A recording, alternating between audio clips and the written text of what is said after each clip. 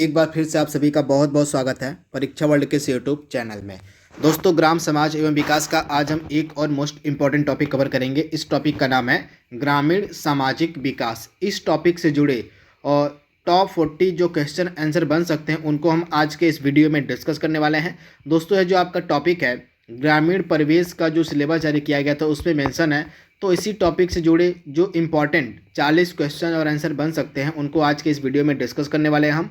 तो चलिए वीडियो को शुरू करते हैं। तो पहला प्रश्न आपके सामने है, इम्पॉर्टेंट प्रश्न है। और समाज क्या होता है? तो समाज जो होता है वो व्यक्तियों का संगठन होता है। आप ध्यान से याद कर लीजिएगा, व्यक्तियों का संगठन होता है आपका समाज। आप इसे याद कर लीजिएगा। सामाजिक अंतःक्रिया किसका आधार होती है? तो आपकी जो सामाजिक अंतःक्रिया होती है यह सामाजिक संबंधों का आधार होती है। आप इसे याद कर लीजिएगा, सामाजिक अंतःक्रिया जो है यह सामाजिक संबंधों का आधार होती है। सामाजिक अंतःक्रिया किस स्तर पर होती है? इंपॉर्टेंट है। तो आपकी जो सामाजिक अंतःक्रिया होती है यह व्यक्ति से व्यक्ति के मध्य होती है, समूह से समूह के मध्य होती है और व्यक्ति से समूह के मध्य होती है आपकी सामाजिक अंतःक्रिया। तो ये फैक्ट आपको याद रखना है। भारतीय ग्रामीण समुदाय के मध्य किस प्रकार के संबंध पाए जाते हैं? तो भारतीय ग्रामीण समुदाय के मध्य जो है प्राथमिक एवं अनौपचारिक संबंध पाए जाते हैं। तो आप इसे याद देखिएगा, भारतीय ग्रामीण समुदाय के मध्य किस प्रकार के संबंध पाए जाते हैं? तो प्राथमिक एवं अनौपचारिक संबंध पाए जाते हैं, जिससे आप ध्यान से याद कर लीजिएगा। भारतीय समाज की आधारभूत इकाई क्या है? तो भारतीय समाज की आधारभूत इकाई है ग्रामीण समुदाय। इंपॉर्टेंट है, भारतीय समाज की आधारभूत इकाई हम किसे कहते हैं? तो ग्रामीण समुदाय को कहते हैं। इंपॉर्टेंट, आप इसे नोट डाउन कर लीजिएगा। अगला प्रश्न आपके सामने है, भारतीय समाज की प्रमुख विशेषताएं आपको बतानी है। तो विविधता में एकता, वर्ण एवं जाति व्यवस्था, प्राचीनता, ये सभी इंपॉर्टेंट विशेषताएं हैं किसकी? तो भारतीय समाज की। तो आप इसे याद रखिएगा, इंपॉर्टेंट है। इसके बाद अगला यहाँ पे क्या है, भारतीय समाज में श्रम आधारित विभाजन किस प्रकार से था? तो ब्राह्मण, क्षत्रिय, वैश्य, शूद्र, जिससे आप याद रखिएगा श्रम आधारित विभाजन यह था। और आश्रम व्यवस्था के अनुसार भारतीय समाज को कितने भागों में बांटा गया था? तो आश्रम व्यवस्था के अनुसार जो भारतीय समुदाय था, भारतीय समाज था, उसको कितने उसमें बांटा गया था? तो 4 भागों में बांटा गया था। इससे आप याद रखिएगा, इंपॉर्टेंट है। ब्रह्मचर्य, गृहस्थ, वानप्रस्थ एवं सन्यासी, ये सभी आपके थे आश्रम। तो इनके बारे में आपको याद रखना है। और कृषक समाज में प्रमुख आर्थिक क्रिया क्या होती है? तो कृषक समाज में प्रमुख आर्थिक क्रिया होती है कृषि एवं पशुपालन। इंपॉर्टेंट है, जो कृषक समाज होता है उसमें जो प्रमुख आर्थिक क्रिया होती है वो होती है कृषि एवं पशुपालन। इंपॉर्टेंट है। मनुष्य स्वभाव से सामाजिक प्राणी है, यह जो कथन किसके द्वारा कहा गया है? तो मनुष्य स्वभाव से सामाजिक प्राणी है, यह कथन कहा गया है अरस्तु के द्वारा। इंपॉर्टेंट है, अरस्तु के द्वारा जो है यह कथन कहा गया है मनुष्य स्वभाव से सामाजिक प्राणी है। 100% एग्जाम में पूछा जाने वाला प्रश्न है। अगला प्रश्न आपके सामने है, किसने समाज की तुलना एक वृहद मनुष्य से की है? तो आप ध्यान से याद कर लीजिएगा, और समाज की तुलना एक वृहद मनुष्य से की गई है। किसने की है? तो प्लूटो ने की है। इंपॉर्टेंट है, प्लूटो ने जो है समाज की तुलना एक वृहद मनुष्य से की है। इंपॉर्टेंट प्रश्न है, कई बार एग्जाम में पूछा भी गया है प्रश्न है। तो अगला प्रश्न आपके सामने है, प्लूटो ने समाज को प्लूटो ने समाज को किन वर्गों में बांटा था? आपसे पूछा गया है। तो प्लूटो ने समाज को किन वर्गों में बांटा था? तो शासक, योद्धा और कारीगर। इन 3 वर्गों में जो है प्लूटो ने समाज को बांटा था, शासक, योद्धा और कारीगर। तो इनके बारे में आपको याद रखना है। किसने मनुष्य को समाज का अभिन्न अंग माना है? तो अरस्तु ने। इंपॉर्टेंट है, ये सभी आपके फिलोसफर हैं, इनके बारे में आपको याद रखना पड़ेगा कि कौन सा कथन किसके द्वारा कहा गया, कौन से फिलोसफर ने क्या कहा है। तो जो अरस्तु है, अरस्तु ने कहा था कि मनुष्य जो है वह समाज का अभिन्न अंग है। तो इसके बारे में आपको याद रखना, अरस्तु। और दी ग्रुप माइंड पुस्तक किसने लिखी है? तो यह भी आपकी सोशियोलॉजी से ही पुस्तक है, समाज से ही पुस्तक है। तो दी ग्रुप माइंड पुस्तक लिखी गई है विलियम मैकडूगल के द्वारा। ये इंपॉर्टेंट आपके सोशियोलॉजिस्ट थे विलियम मैकडूगल, इन्हीं के द्वारा जो है इस पुस्तक को लिखा गया है, द ग्रुप माइंड। तो इसके बारे में आपको याद रखना, विलियम मैकडूगल।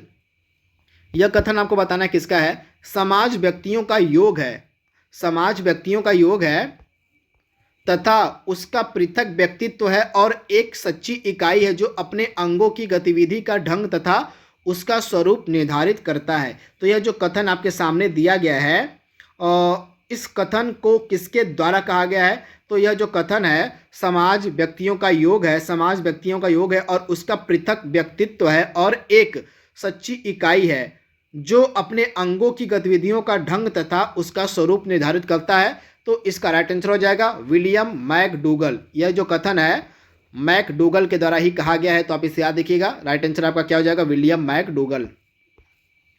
विचारों के आदान प्रदान का माध्यम क्या होता है? तो भाषा होती है। इंपॉर्टेंट भाषा जो होती है वो विचारों के आदान प्रदान का माध्यम होती है, तब इसे याद रखिएगा।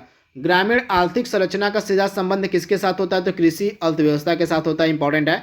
ग्रामीण जो आर्थिक संरचना होती है उसका सीधा संबंध किससे होता है? तो कृषि अर्थव्यवस्था के साथ होता है। भारतीय ग्रामीण समुदाय में धर्म संबंधित कार्यों का संचालन कौन करता है? तो पुरोहित के द्वारा किया जाता है। इंपॉर्टेंट है। भारतीय ग्रामीण समाज में कृषि कार्य के लिए किसानों को ऊंची ब्याज दरों पर ऋण कौन देता है? तो महाजन। ग्रामीण महाजन जो होते हैं ये ऊंची ब्याज दरों पर कृषि कार्य के लिए ऋण देते थे किसानों को। भारतीय समाज में संपत्ति प्राप्त करने का एक महत्वपूर्ण साधन क्या है? तो उत्तराधिकार से प्राप्त संपत्ति। इंपॉर्टेंट है। उत्तराधिकार से जो प्राप्त संपत्ति होती है वो और भारतीय समाज में संपत्ति प्राप्त करने का एक इंपॉर्टेंट साधन मानी जाती थी। इसके बारे में आपको याद रखना है। और भारतीय खाद्य सुरक्षा मिशन की शुरुआत कब की गई थी? इंपॉर्टेंट है। तो राष्ट्रीय खाद्य सुरक्षा मिशन की शुरुआत की गई थी वित्तीय वर्ष 2007-8 के दौरान। वित्तीय वर्ष जो हमारा था 2007-8, इसी के दौरान जो है आपका जो राष्ट्रीय खाद्य सुरक्षा मिशन था वह शुरू किया गया। तो वित्तीय वर्ष 2007-8 के दौरान। तथा इसका प्रमुख उद्देश्य क्या था? तो राष्ट्रीय खाद्य सुरक्षा मिशन का प्रमुख उद्देश्य था धान, गेहूं एवं दालों के उत्पादन में वृद्धि करना। धान, गेहूं एवं दालों के उत्पादन वृद्धि करना राष्ट्रीय खाद्य सुरक्षा मिशन का मेन उद्देश्य था। इसको शुरू किया गया था वित्तीय वर्ष 2007-8 के दौरान। और राष्ट्रीय बांस मिशन को कब शुरू किया गया था? तो आपका जो राष्ट्रीय बांस मिशन था इसको शुरू किया गया था वित्तीय वर्ष 2006-7 के दौरान। इंपॉर्टेंट है। आपसे एग्जाम में पूछा जा सकता है। सभी ग्रामीण विकास के ही प्रश्न है आपके, ग्रामीण सामाजिक विकास के। सामाजिक संविदा सिद्धांत के प्रतिपादक कौन है? तो सामाजिक संविदा सिद्धांत के प्रतिपादक माने जाते हैं आपके रूसो, लॉक एवं हॉब्स। तो आप इसे याद रखिएगा। रूसो, लॉक एवं हॉब्स ये सभी आपके सामाजिक संविदा सिद्धांत के प्रतिपादक कहे जाते हैं। तो इनके बारे में आपको याद रखना है। सामाजिक विकास का उपयुक्त सूचक क्या होता है? तो सामाजिक विकास का उपयुक्त सूचक होता है निर्धनता के विरुद्ध संघर्ष, सामाजिक समरसता तथा समाज में उचित स्थान। ये सभी आपके उपयुक्त सूचक होते हैं सामाजिक विकास के। तब इसे याद रखिएगा। इंपॉर्टेंट प्रश्न है। अगला प्रश्न है स्तरीकरण किस प्रकार की प्रक्रिया होती है? तो यह निरंतर चलने वाली एक प्रक्रिया होती है आपकी स्तरीकरण। इसके बारे में आपको याद रखना है। जो आपका स्तरीकरण होता है यह एक निरंतर चलने वाली प्रक्रिया होती है। स्तरीकरण का जन्म कैसे होता है? तो स्तरीकरण का जन्म होता है वर्गों, समूहों तथा संगठनों के निर्माण में। आप इसे याद रखिएगा। स्तरीकरण का जन्म होता है वर्गों, समूहों तथा संगठनों के निर्माण में। तो आप इसे याद रखिएगा। ग्रामीण स्तरीकरण का प्रमुख आधार क्या है? तो ग्रामीण स्तरीकरण का प्रमुख आधार होता है सामाजिक, आर्थिक तथा व्यावसायिक आधार। इंपॉर्टेंट है। इसके बाद परिवार मूलभूत इकाई होती है किसकी? तो जो परिवार है वह ग्रामीण समाज की मूलभूत इकाई मानी जाती है। इंपॉर्टेंट, आप इसे नोट डाउन कर लीजिएगा। दोस्तों इसका जो PDF अभी मैंने एक वीडियो और अपलोड किया था इससे पहले ग्राम्य शोध पद्धतियों का, उसका भी PDF और इसका PDF आपको हमारे टेलीग्राम चैनल पर मिल जाएगा। जैसे लेक्चर समाप्त होगा उसके साथ ही यह जो PDF है आपको टेलीग्राम चैनल पर दे दिया जाएगा। समाज का सावयवी सिद्धांत किसके द्वारा प्रतिपादित किया गया था? तो समाज का जो आपका सावयवी सिद्धांत था यह प्रतिपादित किया गया था हर्बर्ट स्पेनर के द्वारा। किसके द्वारा? तो हर्बर्ट स्पेंसर के द्वारा जो है समाज का सावयवी सिद्धांत प्रतिपादित किया गया था। तो राइट आंसर आपका क्या हो जाएगा? Herbert Spencer. और जनजाति समाज के लोग किस प्रकार के होते हैं? तो धार्मिक होते हैं ये, तथा अंधविश्वास में विश्वास करने वाले लोग होते हैं आपके जनजाति समाज की। किताबें से याद देखिएगा। भारतीय समाज को माना जाता है कृषक समाज। इंपॉर्टेंट है। भारतीय समाज को कृषक समाज माना जाता है। यह कथन किसका है? स्तरीकरण, विभेदीकरण तथा मूल्य निर्धारण के संयोग का ही परिणाम है। यह कथन किसके द्वारा कहा गया है? तो यह कथन कहा गया है किसके द्वारा? तो मेलविन के द्वारा। मेलविन ने कहा था कि जो स्तरीकरण है वह विभेदीकरण तथा मूल्य निर्धारण के संयोग का परिणाम है। तो आप इसे याद रखिएगा। किसके द्वारा भारतीय ग्रामीण समाज के आर्थिक ढांचे का विश्लेषण प्रस्तुत किया गया था? तो मेओ ओई के द्वारा। मेओ ओई के द्वारा जो है भारतीय ग्रामीण समाज के आर्थिक ढांचे का विश्लेषण प्रस्तुत किया गया था, तो इसके बारे में आपको याद रखना है। और द ओरिजिन ऑफ स्पीसीज पुस्तक किसने लिखी है, तो डार्विन ने लिखी है, इंपॉर्टेंट है। और लास्ट के 5 प्रश्न आपके सामने हैं। और महिलाओं को सशक्तिकरण, महिलाओं के लिए सकल नामांकन अनुपात में वृद्धि किसका प्रतीक है, तो यह सामाजिक विकास का प्रतीक माना था। महिलाओं का सशक्तिकरण करना, महिलाओं के लिए सकल नामांकन अनुपात में वृद्धि करने से भी किसके प्रतीक है, तो सामाजिक विकास के प्रतीक हैं। इसको आप नोट डाउन कर लीजिएगा।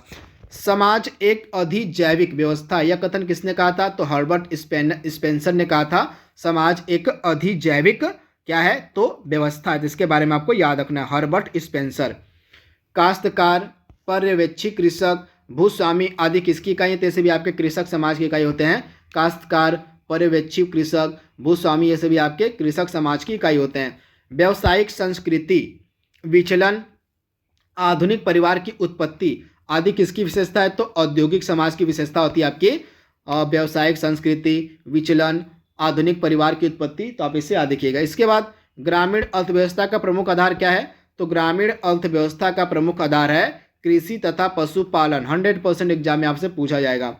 बोली बोली, हाव भाव, संकेत भाषा आदि परंपरागत माध्यम किसके हैं, तो विचार अभिव्यक्ति का, आप इसे याद रखिएगा।